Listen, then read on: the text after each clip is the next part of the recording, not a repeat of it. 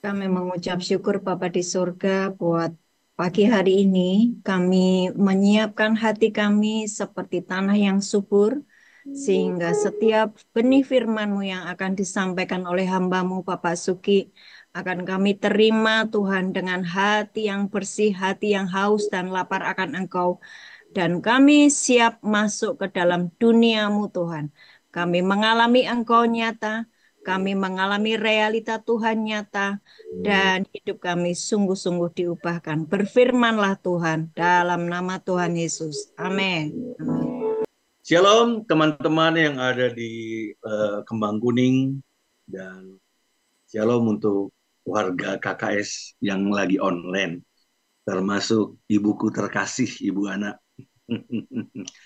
Terima kasih buat kesempatan yang diberikan untuk kami KKS selalu dapat melayani lapas Kembang Kuning ini. Dan saya pun tidak perlu memperkenalkan nama saya karena memang beberapa kali saya sudah mengisi di sini. Oke, jadi langsung aja kita harus bersyukur ya buat apa yang Tuhan rancangkan atas Indonesia, dan kita harus terus berdoa. Saya mengajak teman-teman seluruhnya untuk kita senantiasa selalu berdoa untuk Indonesia, karena biar Indonesia diluputkan dari yang namanya kerusuhan. Karena kita sama-sama tahu Indonesia baru melewati masa pemilu, dan ini masa transisi ini boleh dikatakan masa yang krusial. Jadi saya berharap untuk semua kita bisa berdoa bagi bangsa dan negara ini. Dan kita juga terus harus berdoa karena kemarin itu kan ada gempa bumi di Jawa Timur ya, lumayan besar itu, 6,5 skala Richter ya. Jadi saya berharap kita berdoa tahan bencana semua sampai benar-benar lawatan di Indonesia itu benar-benar terjadi. Setiap lutut bertelut, setiap lidah mengaku Yesus adalah Tuhan dan Juru Selamat.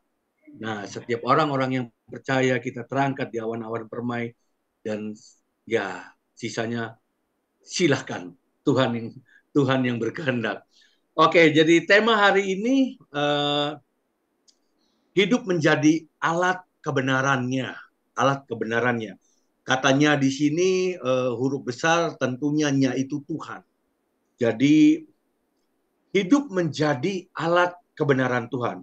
Mari kita sama-sama dalemin dulu sebenarnya apa sih arti.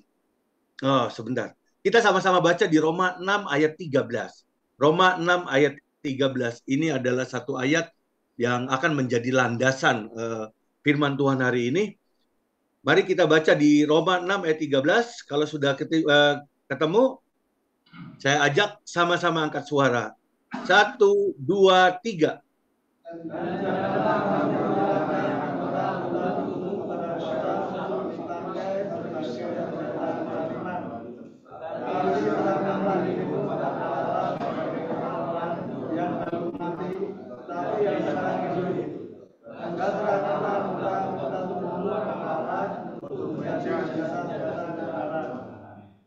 Amin.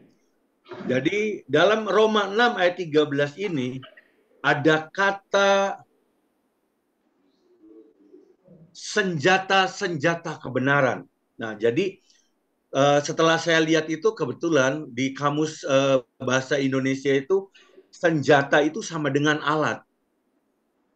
Alat yang dipakai untuk berkelahi atau untuk berperang. Nah, jadi kalau tema hari ini hidup menjadi alat kebenarannya, jadi apakah kita mau hidup kita ini dipakai menjadi sebuah alat untuk Tuhan, untuk kebenaran Tuhan, untuk berjuang, untuk berperang, supaya kebenaran Tuhan itu benar-benar dinyatakan di atas kehidupan kita, di atas bumi ini.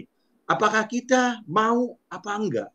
Nah, jadi kalau kita lihat ayat ini ada dua senjata, ya kan? Ada dua senjata. Yang pertama itu senjata kelaliman.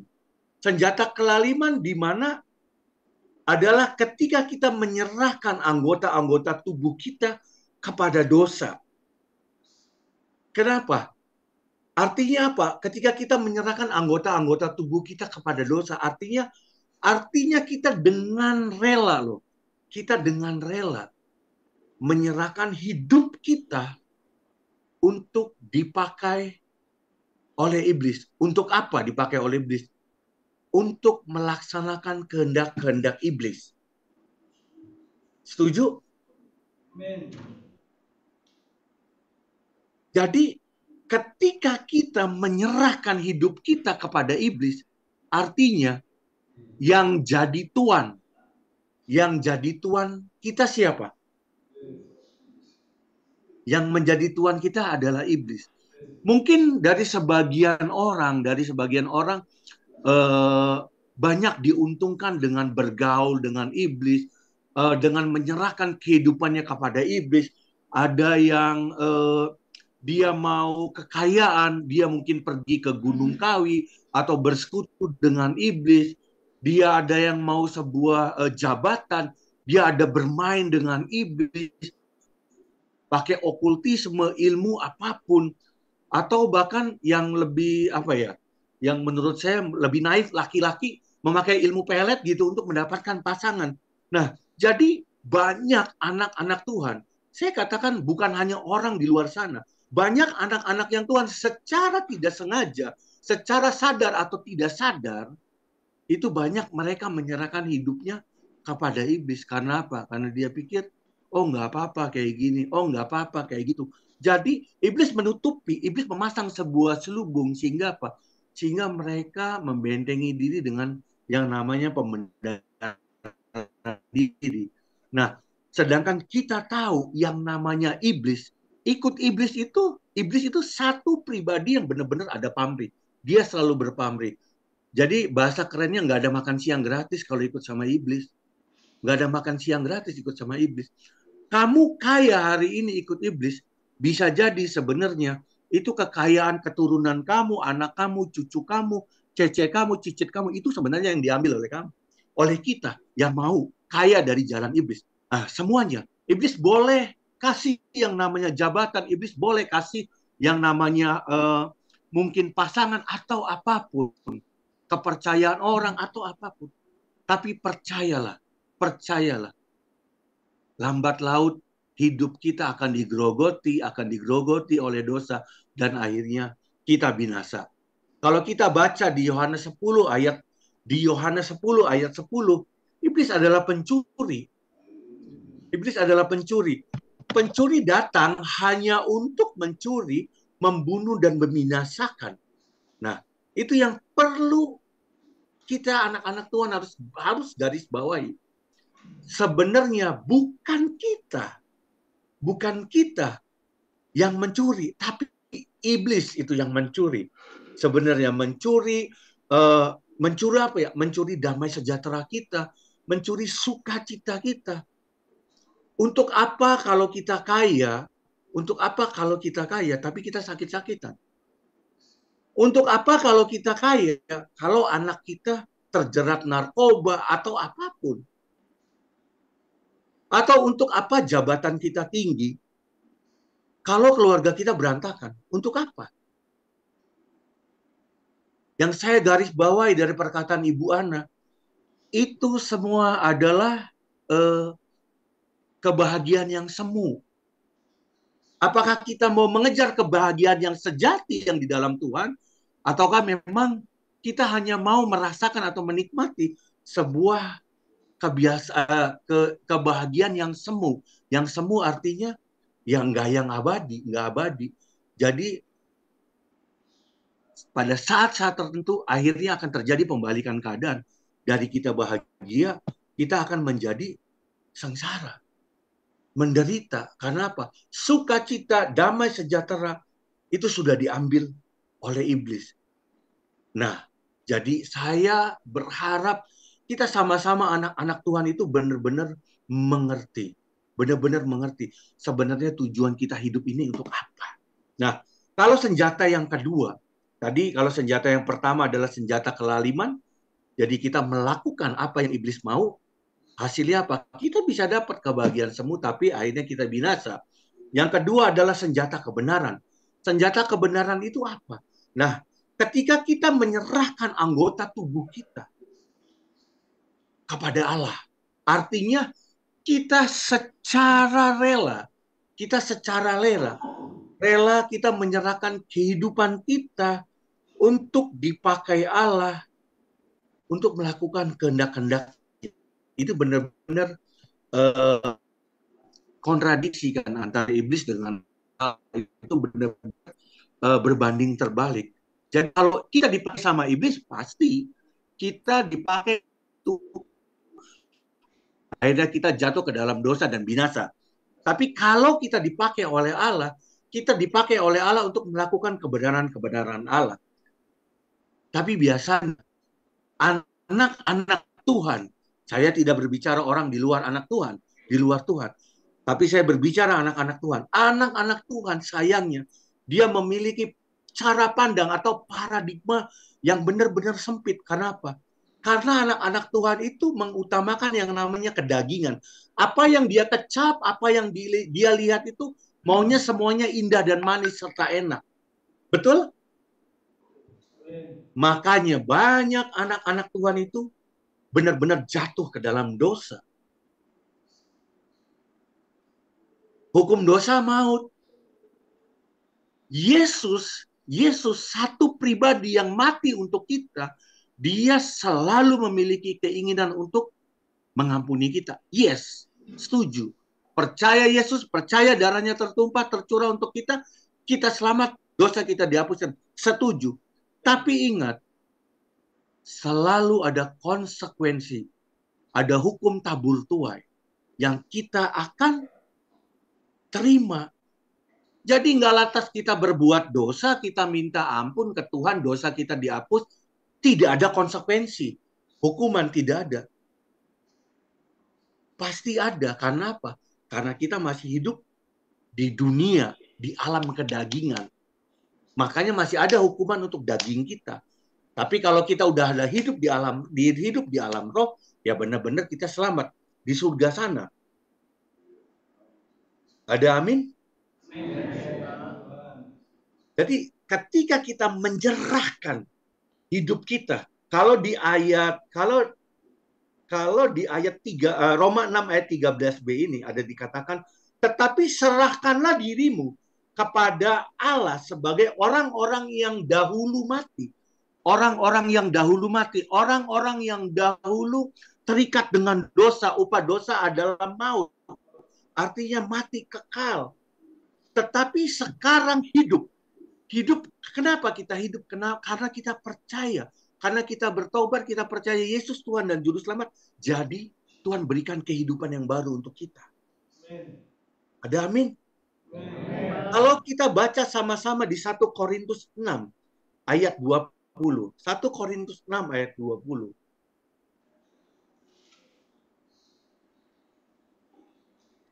Mari kita baca sama-sama dengan keras.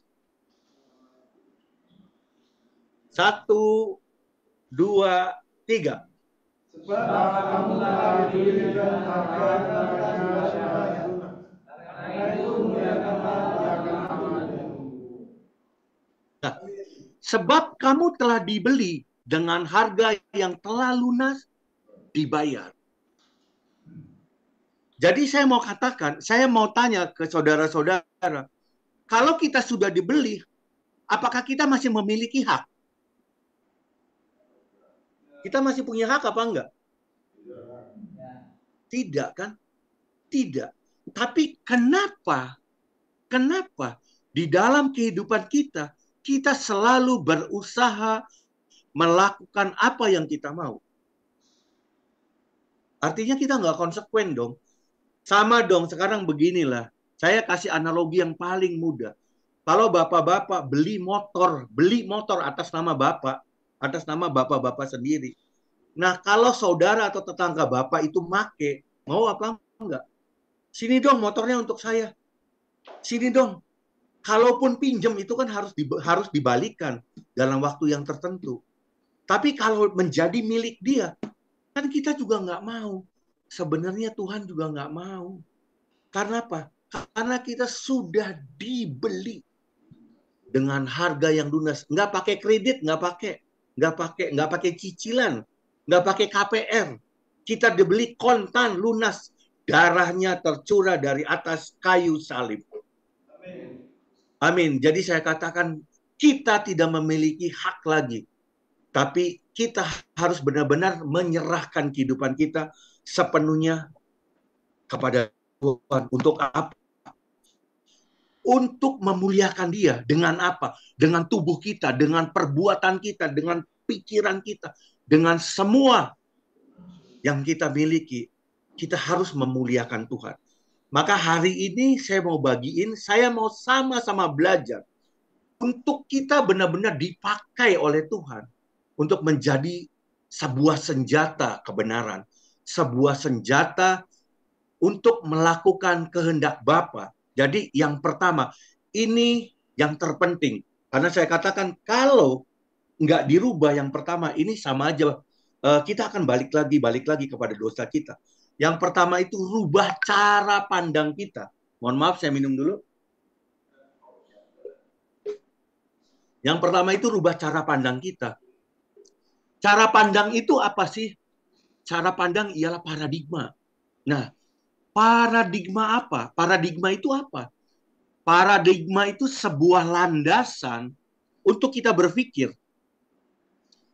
Nah, ketika landasan berpikir kita diganti, tentunya landasan berpikir kita dengan firman, maka yang akan berubah itu apa? Tindakan kita. Nah, ketika kita masih pakai landasan kita yang lama, landasan kedagingan kita, memuaskan kedagingan kita, maka apa yang akan kita lakukan ini sesuai dengan daging. Sesuai dengan apa yang kita pikirkan. Tapi kalau landasan atau paradigmanya dirubah dengan firman, saya akan percaya setiap tindakan kita itu semuanya akan selaras dengan yang namanya firman. Ada amin? Amin. Kita mau sama-sama baca di Roma 6 ayat 11. Roma 6 ayat 11.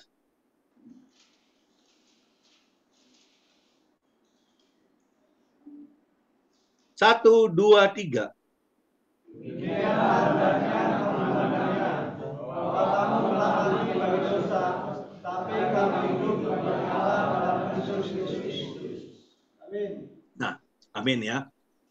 Yang Tuhan mau, cara pandang kita tuh benar-benar berubah. Kita tuh sebenarnya udah mati gitu. Udah mati bagi dosa. Kita tuh udah banyak sekali. Oh, bukan hanya saudara-saudara yang ada di Kembang Kuning, bukan. Tapi kita yang ada di luar pun, kita tuh sebenarnya nggak layak. Kita tuh sebenarnya udah mati.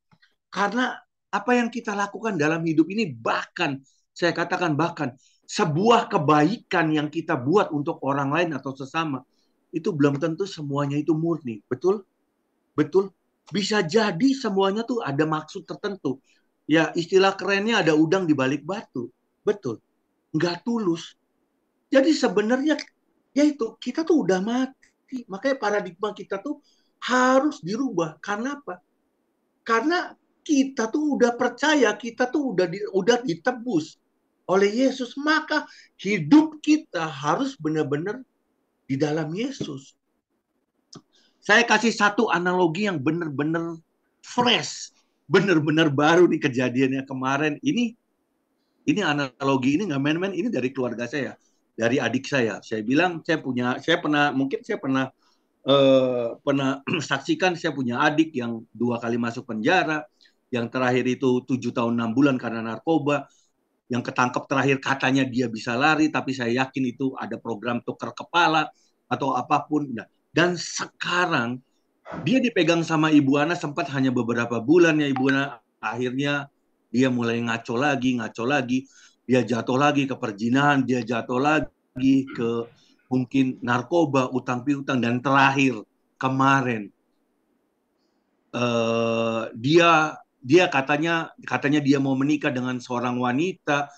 Wanitanya dibawa ke rumah, kami ngobrol, dan kami pun bilang ke wanita itu, kamu doain dulu deh kalau mau sama adik saya bilang. Kalau memang jodoh dari Tuhan, pasti nggak akan lari kemana. Saya cuma katakan begitu karena saya tahu. Mohon maaf, saya bukan buka aib adik saya. Karena adik saya tidak takut sama Tuhan. Makanya saya nggak mau terlibat dengan, ya akhirnya anak orang kecewa, ujung-ujungnya keluarga yang diminta dipertanggungjawabkan. Singkat cerita, adik saya akhirnya putus lah. Pacarnya dibukakan oleh Tuhan dan mereka putus. Baru pacaran mungkin cuma berapa bulan. Tapi kemarin adik saya bilang begini, dia selalu menyalahkan keluarga. Ini gara-gara kalian begini, begini, begini, begini, begini, begini. Ya. Sampai dia bilang begini, udahlah, saya coret nama saya dari keluarga, coret nama saya dari keluarga besar. Saya tidak akan berhubungan dengan kalian asalkan kasih saya yang jadi warisan saya. Cia, warisan saya. Saya bilang, kadang saya berpikir, apa dia nggak mikir gitu, harta orang tua, semua keluarga itu semuanya habis itu untuk dia gitu. Saya berpikir, nah, ini saya katakan contoh seorang yang tidak yang belum berubah paradigmanya. Jadi artinya apa? Penjara pun itu tidak bisa membuat dia itu bertobat. Kalau paradigma dia tidak berubah. Kalau paradigma dia tidak berubah. Bahkan terus dia ancam begini. Karena rumah itu ditempatin sama adik bungsu saya dengan keluarganya. Saya mau tinggal di situ. Adik saya takut sekali. Saya cuma katakan begini, nggak apa-apa. Saya bilang kamu mau tinggal, nggak apa-apa. Tinggal aja.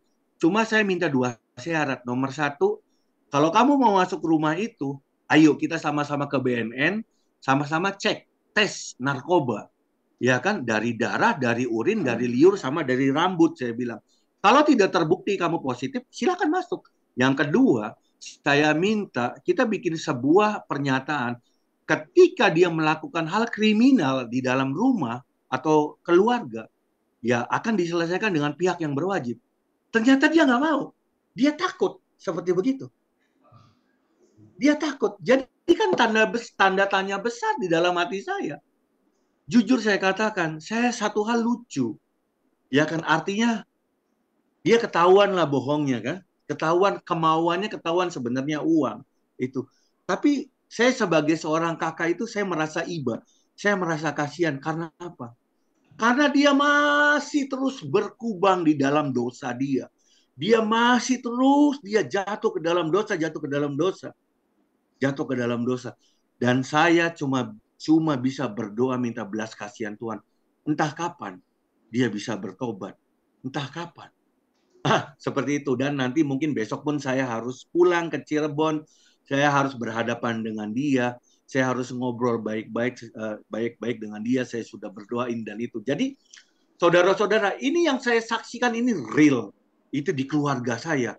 Jadi ketika orang itu belum dirubah, Tuhan bisa rubah nggak paradigma? Tuhan bisa rubah. Tapi Tuhan juga kita juga harus sepakat dengan Tuhan. Dari diri kita pun kita benar-benar mau berubah. Kalau kena pencobaan sedikit, masalah ekonomi sedikit, kita udah teriak. Jalannya kita maunya apa? Oh, cari uang yang cepat, jual narkoba, mencuri ini dan itu. Bagaimana Tuhan mau ngerubah? Kan nggak bisa. Kita harus sepakat dengan Tuhan. Baru Tuhan bisa bekerja. Merubah paradigmanya. Ya kan? Kalau paradigmanya nggak berubah-ubah, tapi kalau Tuhan sayang sama kita, ya Tuhan gampang aja bikin kita mati, selesai. Udah. Kasih kesempatan sedikit waktu untuk bertobat, dan akhirnya Tuhan ambil kehidupannya. Selesai. Dan itu yang saya dapat untuk adik saya. Makanya besok saya mau beresin, ya kan, saya mau antar dia, katanya dia mau usaha lagi, saya akan kasih modal lagi, kasih baju yang baru, kasih tudung yang baru, kasih kasut yang baru. Saya akan lepaskan dia sebagai seorang ya yang sudah ciptaan baru. Saya akan doakan. Tapi kalau dia nanti di kota orang dia jatuh lagi ke dalam dosa, yaitu saya sudah serahkan semuanya ke Tuhan. Ya kan? Ya mohon maaf kasarnya, kalau memang mati saya tinggal ambil aja udah. Ya kan, tinggal makamkan atau kremasi, selesai. Itu karena apa? Karena kita sebagai keluarga kita sudah berusaha maksimal. Tapi kembali lagi Bapak-bapak, pilihan itu ada di tangan setiap pribadi. Betul? Nah, jadi jangan main-main sama yang namanya hidup. Ya kan? Nah, kalau orang telah mati dalam dosa tuh, bagaimana sih sikap orang yang telah mati dalam dosa? Kita sama-sama baca di Efesus 4 ayat 22 sampai 24. Efesus 4 ayat 22 sampai 24.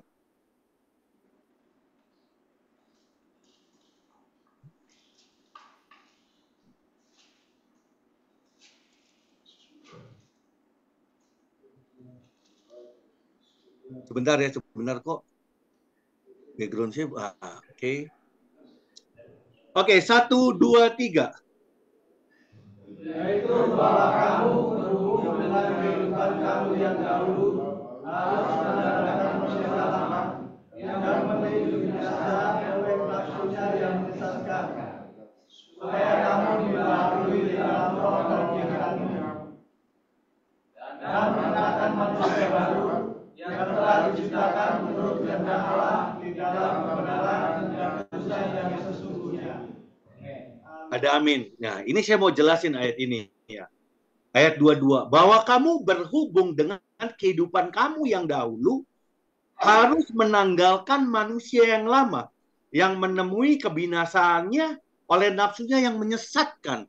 Di sini ada kata menanggalkan. Menanggalkan. Ya, jadi apa? Dari kita dulu kita harus bisa menanggalkan. Dari kita dulu kita harus bisa menanggalkan kehidupan kita yang lama, dosa kita yang lama. Kalau kita tidak memiliki sebuah komitmen yang kuat untuk menanggalkan kehidupan kita yang lama, maka ayat 23 ini tidak akan terjadi.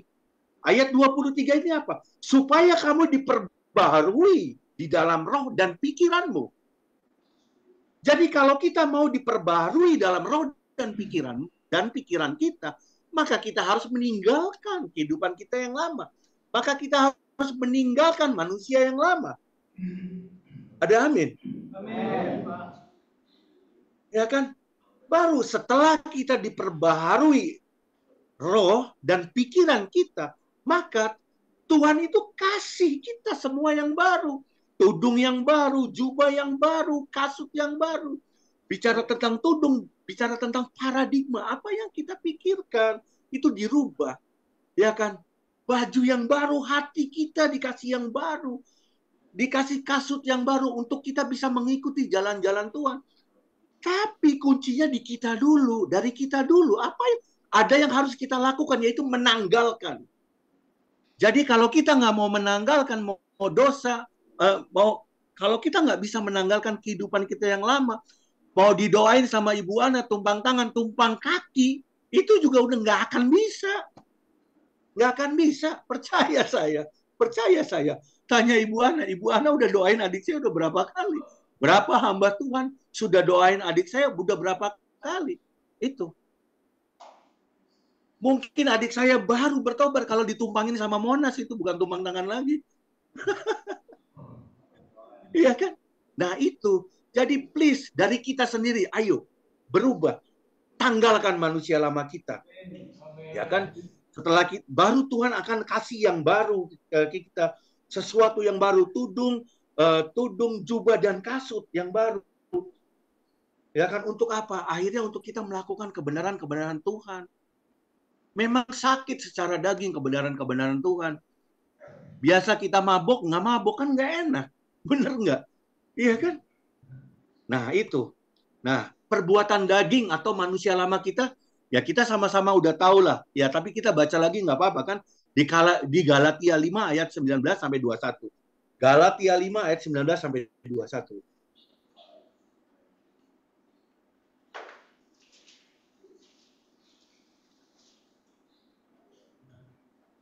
Mari kita baca sama-sama. 1, 2, 3.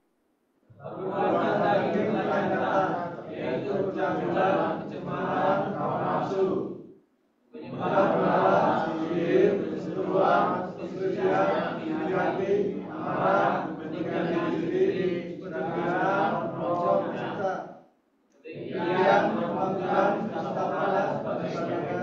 Dan semuanya itu menyenangkan kamu, seperti yang telah kuperbuat dahulu, bahwa manusia lama yang pertama dia tidak akan mendapat bagian Jadi kita sama-sama tahu ya, apa yang harus kita tanggalkan. Saya nggak ngerti apa yang dosa apa yang saudara-saudara dan kita semua miliki. Dan tapi itulah di Galatia 5 ayat 19 sampai 21 itu semua sudah mencangkup yang namanya manusia yang lama kita atau dosa yang lama kita. Tinggal pilih aja mana yang harus kita tanggalkan. Ada amin? Amin. Nah, tadi saya katakan rubah paradigma atau cara pandang kita itu dengan firman Tuhan. Nah, kita sama-sama baca di Yohanes 1 ayat 1 sampai 5. Yohanes 1 ayat 1 sampai 5.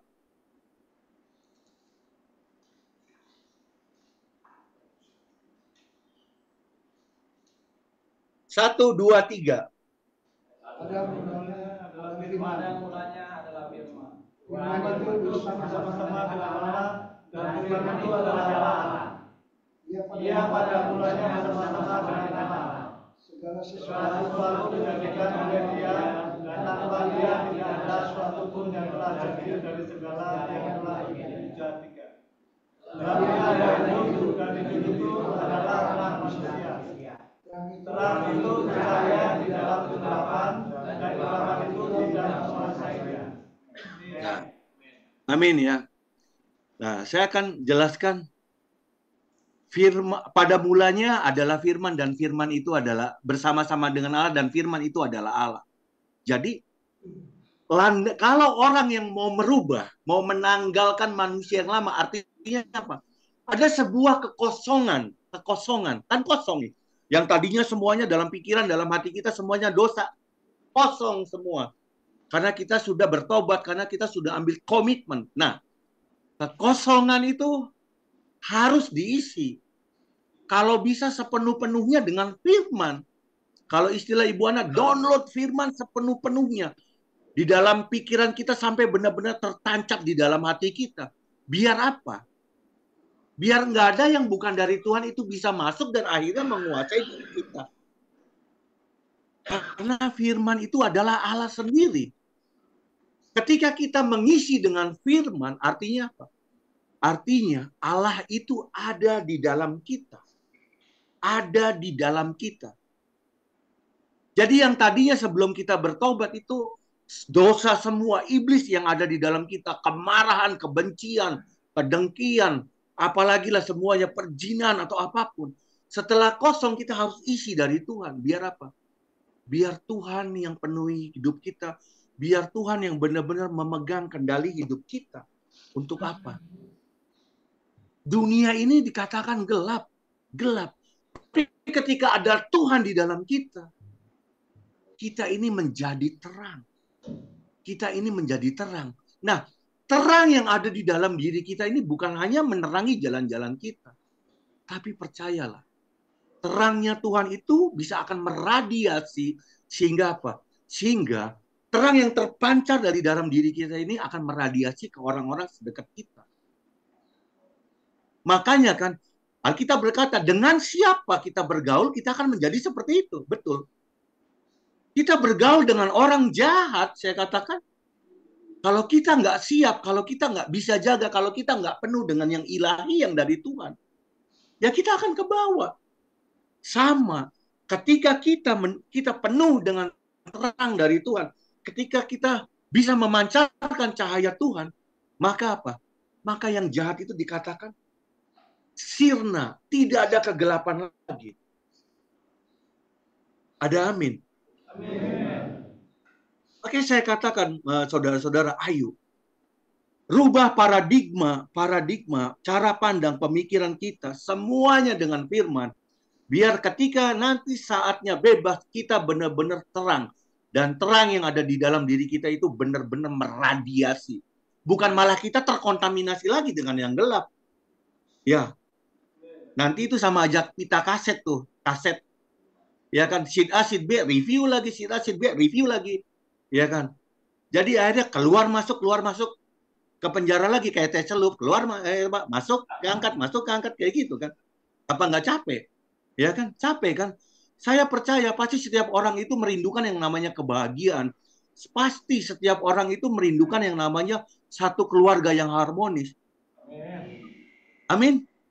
Ya, makanya berjuanglah bersama dengan Tuhan. Oke, yang kedua. Nah, kalau yang pertama tadi kan rubah cara pandang atau paradigma. Yang kedua itu, nah, selaraskan kehendak kita atau keinginan kita dengan Tuhan. Selaraskan. Nah, kira-kira apa yang kita inginkan tuh sebenarnya kalau selaraskan samakan ritmenya dengan Tuhan. Iya kan? Apa yang mau kita lakukan kira-kira pas nggak nih dengan hati Tuhan? Pas nggak? Udah jelas kan kalau mencuri mah udah jelas udah nggak seritme. Jual narkoba, pakai narkoba udah jelas nggak seritme, nggak selaras dengan Tuhan. Makanya udah nggak mungkin. Nggak mungkin. Ini selaraskan dengan Tuhan. Nah, kita baca sama-sama di Filipi 2 ayat 5 sampai 8. Filipi 2 ayat 5 sampai 8.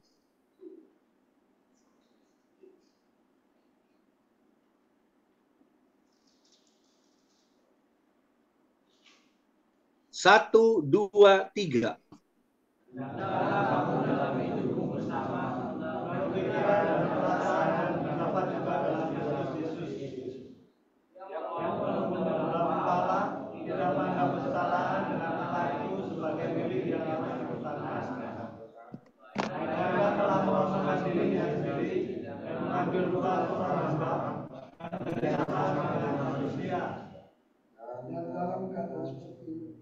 Dan dalam keadaan sebagai manusia,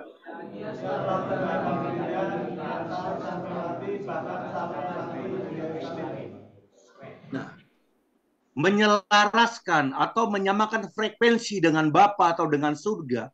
Ini kita ambil contohnya Yesus sendiri. Pribadi Yesus. Coba bayangkan saudara-saudara. Coba bayangkan. Kalau Yesus turun ke dunia ini, dia memakai jubah Allah. Coba bayangkan.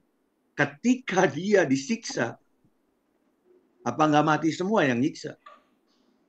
Betul? Ketika dia sakit disalib, apa tinggal Yesus itu kan berfirman, jadilah kodok, semuanya jadi kodok loh. Benar nggak? Tapi coba bayangkan, betapa dia benar-benar merendahkan dirinya, mencoba mengosongkan dirinya. Dia coba melepaskan keilahiannya sebagai manusia untuk menggenapi apa yang dinubuatkan para nabi, yaitu menjadi juru selamat bagi seluruh manusia. Bukan cuma anak Tuhan, tapi seluruh manusia di dunia ini yang mau percaya. Coba bayangkan. Jadi kita diajar untuk menselaraskan pikiran dan hati kita dengan Tuhan itu apa? Mengosongkan diri kita. Jangan biarkan kita dikuasai oleh keinginan daging, keinginan kita, karena bisa salah. Coba kita minta ke Tuhan, coba kita konfirmasi ke Tuhan, Tuhan saya mau melakukan ini, saya melakukan ini, mau melakukan ini, benar apa enggak? Coba belajar. Karena dalam hidup ini ya jangan pernah berhenti belajar. Kenapa? Saya katakan, kita harus belajar. Kita harus belajar. Karena ada sebuah standar yang Tuhan pasang dalam kehidupan kita. Kalau kita baca di 1 Petrus 1, itu ayat ke-15 sama ayat ke-16. Tapi hendaklah kamu menjadi kudus dalam hidupmu, sama seperti Dia yang kudus yang telah memanggil kamu. Sebab ada tertulis, kuduslah kamu sebab aku kudus. Jadi kita ini belajar. Saya percaya tidak ada orang yang bisa hidup kudus. Kecuali apa? Kecuali Tuhan yang melayakkan, Tuhan yang mengkuduskan. Nah, bagian kita apa? Bagian kita berusaha mengosongkan. Bagian kita berusaha untuk menselaraskan dengan Tuhan. Tanya ke Tuhan. Makanya kalau Ibu Ana bilang, ayo kabelnya terus nyambung. Kebenaran, damai sejahtera, dan sukacita, ayo nyambung. Semua. Nyambung.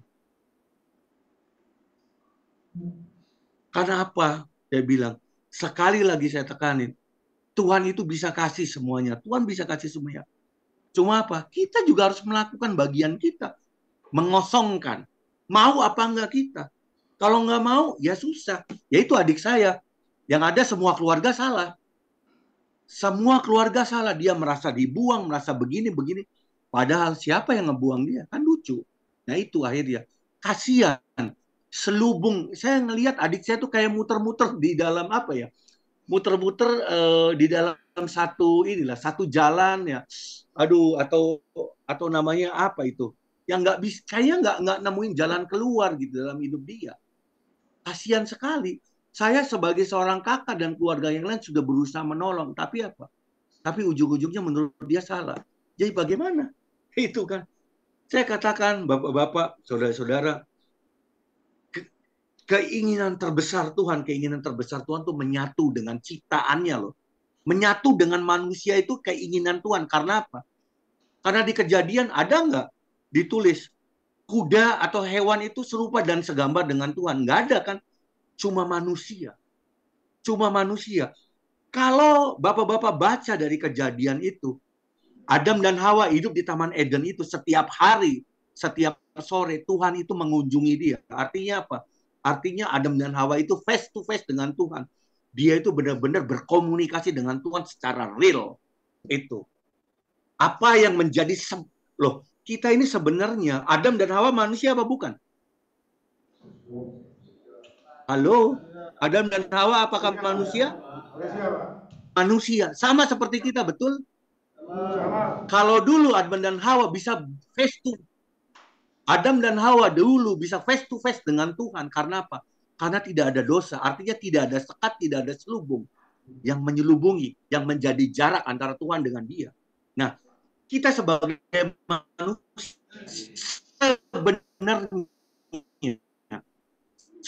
sebenarnya makhluk yang memiliki Adam dan Hawa. Karena Adam dan Hawa kan bisa mati. Ya kan sama, kita juga bisa mati. Antara kita dengan Tuhan. Oh, itu keren. Buktinya apa? Ada Henok, ada Elia yang bisa diangkat sama Tuhan. Betul? Artinya ada orang yang kudus. Kalau takaran menurut Tuhan kita kudus itu udah pas, oh kita akan bisa bertemu muka dengan Tuhan loh. Ada amin? Ya. Tuhan mana yang bisa ditemuin oleh manusia kecuali Tuhan kita. Haleluya. Jadi please, ayo selaraskan. Selaraskan semuanya dengan Tuhan. Selaraskan. Nah, ini di ayat yang terakhir. Di ayat yang terakhir 1 Petrus 1 ayat 18 sampai 15. 1 Petrus 1 ayat 18 sampai 19.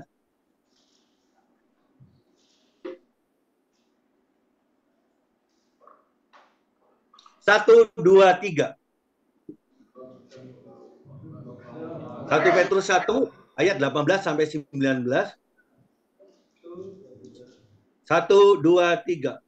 Sebab kamu tahu bahwa kamu telah ditebus dari cara hidupmu yang sia-sia yang kamu warisi dari nenek moyangmu. Itu bukan dengan barang yang fana, bukan pula dengan perak atau emas, melainkan dengan darah yang mahal, yaitu darah Kristus yang sama seperti darah domba yang tak bernoda dan tak bercacat. Amin.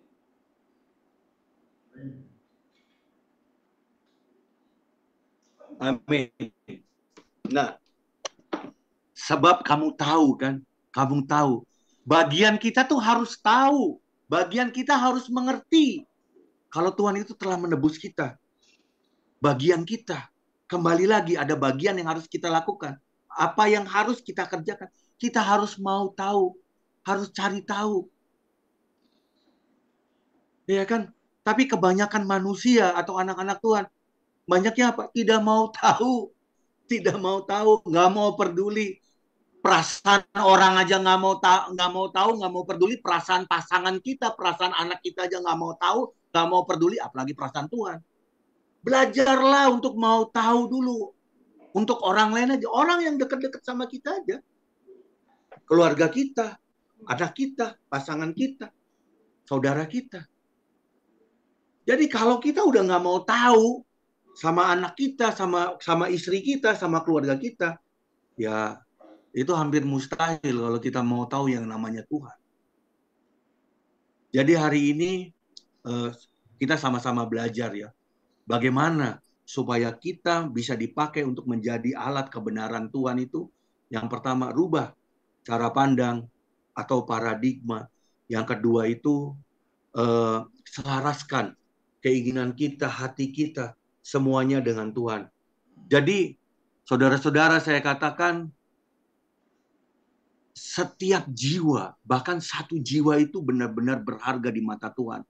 Karena kan seorang gembala itu meninggalkan yang 99 dan mencari yang satu loh, domba yang tersesat itu. Jadi artinya, satu jiwa itu benar-benar berharga di mata Tuhan. Dan selalu Tuhan itu mau mengampuni kita. Mengampuni kita. Cuma tanya ke diri kita. Apakah kita mau melakukan apa yang jadi bagian kita? Yaitu apa? Mendekat kepada Dia, meninggalkan dosa-dosa kita, menyelalaskan. Mau apa enggak? Jadi saya katakan selama nafas masih ada di dalam tubuh kita, artinya masih ada kesempatan untuk kita berbalik dari jalan kita yang salah atau bertobat dan sehingga kita bisa menerima sebuah keselamatan yang benar-benar utuh, yang sejati dari Tuhan Yesus Kristus. Tapi saya balikin, semua keputusan ada di tangan saudara-saudara, saya, saudara-saudara, dan semuanya. Apakah kita mau menjadi alat kebenaran yang dipakai Tuhan? Atau apakah kita mau dijadikan alat kelaliman oleh iblis? Kalau kita mau hidup kita dipakai Tuhan untuk menjadi alat kebenarannya, maka serahkan hidup kita kepada Tuhan. Amin. Oke. Silakan bangkit berdiri. Yuk kita bangkit berdiri.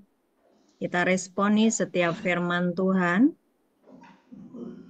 Paskah tahun 2024 ini, jadikan Roma 6 ayat 13 doamu. Aku mau menjadi senjata kebenaran-Mu Tuhan. Dan nanti hari Senin saya akan ngisi lagi ya. KKS akan ngisi, saya akan bagikan cara yang paling mudah supaya engkau bisa menjadi senjata kebenaran. Ya, dan supaya nanti di Paskah tahun ini benar-benar engkau mengalami dunianya Tuhan, mengalami kebaikan Tuhan, dan engkau benar-benar dipakai sebagai senjata kebenaran. Benar Tuhan bahwa hidup kami bukan milik kami lagi, tetapi milik-Mu, sebab engkau sudah membeli kami lunas di atas kayu salib. Dan hari ini Tuhan kami mau mempersembahkan tubuh, jiwa, dan roh kami ke dalam tangan-Mu. Kami mau dipakai sebagai senjata kebenaran-Mu. Kuasa darah-Mu menghapus setiap dosa pelanggaran kami. Kuasa Roh Kudus menguasai hidup kami. Firman-Mu mengubah paradigma kami. Dan kami benar-benar mengalami diciptakan ulang menjadi manusia yang baru, serupa dan segambar dengan Engkau. Kami serahkan seluruh anak-anak-Mu yang ada di Nusa Kambangan ini Tuhan, di gereja ujung bumi ke dalam tangan-Mu. Kami serahkan ke dalam genggaman tangan-Mu Tuhan. Apa yang sudah kami serahkan dalam tangan-Mu, tidak ada yang bisa merampas dari tangan-Mu. Mulai dari hari ini Engkau sedang merenda mereka. Engkau sedang membersihkan mereka, mentahirkan mereka, menciptakan ulang menjadi serupa dan segambar dengan Engkau. Terima kasih Tuhan buat setiap anugerah-Mu. Terima berkat. Tuhan Yesus Kristus memberkati-Mu dan melindungi-Mu. Amin. Tuhan Yesus Kristus menyinari engkau dengan wajah-Nya dan memberi engkau kasih karunia. Tuhan Yesus Kristus menghadapkan wajah-Nya kepadamu dan memberi engkau damai sejahtera. Amin. Amin.